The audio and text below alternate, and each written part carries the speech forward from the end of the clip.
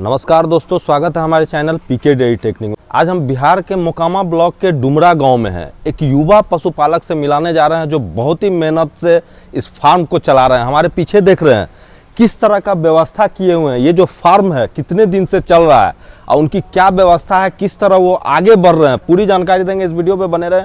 अच्छा लगे तो लाइक करें, सब्सक्राइब करें और शेयर करें। तो आइए मिलवाते हैं और सारी जानकारी चैनल पे। थोड़ा अपने बारे में बताएं, आपका क्या नाम हुआ और ये जगह कौन सा है? हमारा नाम राजवीर सिंह हुआ और ये जगह रामपुर डुमरा है जो मोकामा ब्लॉक में आता है। और ये हमारा डेयरी फार्म है। अच्छा। जो कि 15 गायों का डेयरी फार्म है। और हमने यह डेयरी फार्म 1.5 साल पहले स्टार्ट किया था। 1.5 साल से आप ये पशुपालन कर रहे हैं? जी सर। तो यहाँ जो आप जो जैसे शेड बनाए हुए हैं, ये टेम्प्रोरी शेड बनाए हुए हैं? जी हम सर कहीं इस डेयरी फार्म स्टार्ट करने से पहले हम कहीं ट्रेनिंग लिए थे इस लाइन का। अच्छा अच्छा। जो कि टीडीएम डेयरी मोकामा में है।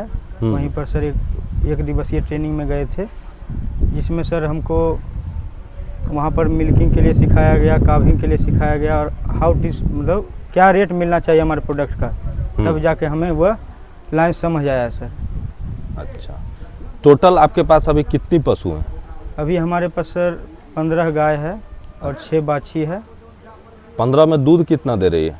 15 गाय में सर हमारी अभी लगभग 10 गाय मिल्किंग में है, जिससे हमें 1.5 क्विंटल दूध हो रहा है सर अभी एवरेज हमारा। अच्छा, दोनों टाइम मिलाकर? जी, दोनों टाइम मिला। तो ये दूध का क्या करते हैं? दूध को सर हम समिति में देते हैं और कुछ मार्केट में सप्लाई करते हैं, क्योंकि सर समिति में हम लोग को दूध का रेट मिल नहीं पाता है और मार्केटिंग करने से, मार्केट सप्लाई देने से वहाँ पर रेट मिलता है, ट्रांसपोर्टेशन कॉस्ट जो बैठे। तो ये क्या रेट बिकता है जब आप मार्केटिंग करते हैं, बाहर बेचते हैं? तो बाहर भेजने से सर हम लोग को 50 रुपये लीटर मिलता है और यहाँ समिति में देने से 39 रुपये लीटर मिलता है। यही डिफरेंस है 11 रुपये पर लीटर का।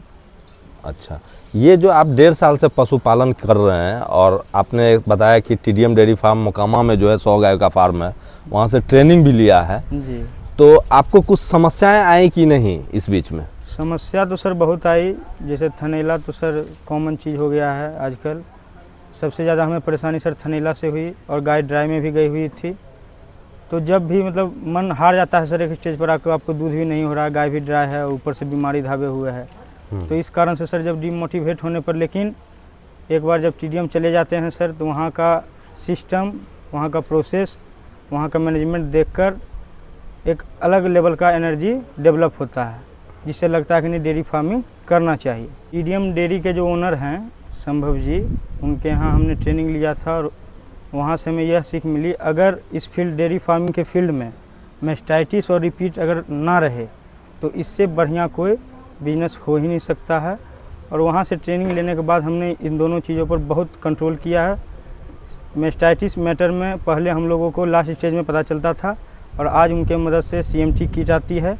हमको उन्होंने जानकारी दी इस बारे में और आज फर्स्ट स्टेज पर थनैला पकड़ाने के कारण बहुत कंट्रोल हो जाता है। ब्रीडिंग पे आप काम कर रहे हैं? जी। तो इसका सीमेन वगैरह का क्या व्यवस्था किए हुए हैं? सीमन के लिए सर अपना कैन रखे हुए हैं। अच्छा, सीमेन भी अपने पास रखते हैं? जी सर। कहाँ से लेते हैं सीमेन? सीमन सर हम कामधेनु रजौरा बेगूसराय से लेते हैं। अच्छा, तो ये ब्रीडिंग आप स्टार्टिंग से ही किए हैं कि इधर आकर के शुरू किए हैं? ब्रीडिंग सर हम 1 साल हमारा ब्रीडिंग किए हुआ है सर, जिसका रिजल्ट हमें अभी 2 बाछी हुई है। अच्छा, जिसका रिजल्ट हमें मतलब मिला है। कौन सा बुल की बाछी सब हुई है? एक 50-113 की है सर। हाँ। और एक चैंपियन का है। वाह। तो ये सारे जो बच्चे हैं या गायें हैं, हर एक अलग अलग स्टेज में है, तो इस सबको खिलाते क्या है?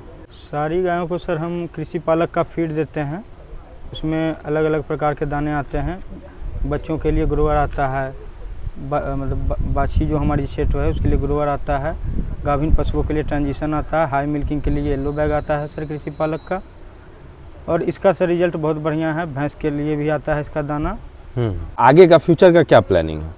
फ्यूचर का हमारा यही प्लानिंग है सर कि हम ब्रीडिंग करना चाहते हैं, जिससे कि अच्छी नस्ल की गायें हो सके। हमारे जो गुरुजी हुए संभव जी, उनका यही कहना था कि आप अच्छा गाय बना सकते हैं, खरीद के ला नहीं सकते हैं, क्योंकि कोई भी आपको अपना अच्छा गाय नहीं देगा। इस कारण से सर हमको खुद प्रोड्यूस करना पड़ेगा, कोई हमको सेल करने नहीं देगा। तो ये फार्म कितना गायों तक ले जाना है आपको? इस फार्म को सर हम 200 गाय तक ले जाएंगे सर। अच्छा, इसलिए अभी आपने जो सेट फिक्स सेट जो होता है उस पर आप काम नहीं किया, अभी टेम्प्रोरी बना करके ही काम चला रहे हैं। जी चलिए, ये भी आपका बहुत अच्छा आइडिया है कि आप 1-1.5 साल 2 साल 3 साल करके कुछ बाछी को बढ़िया तैयार कर लेंगे और तब सेट पे खर्च करेंगे। ये आप एक युवा हैं, युवाओं के लिए अगर कुछ कहना चाहेंगे तो बोल सकते हैं।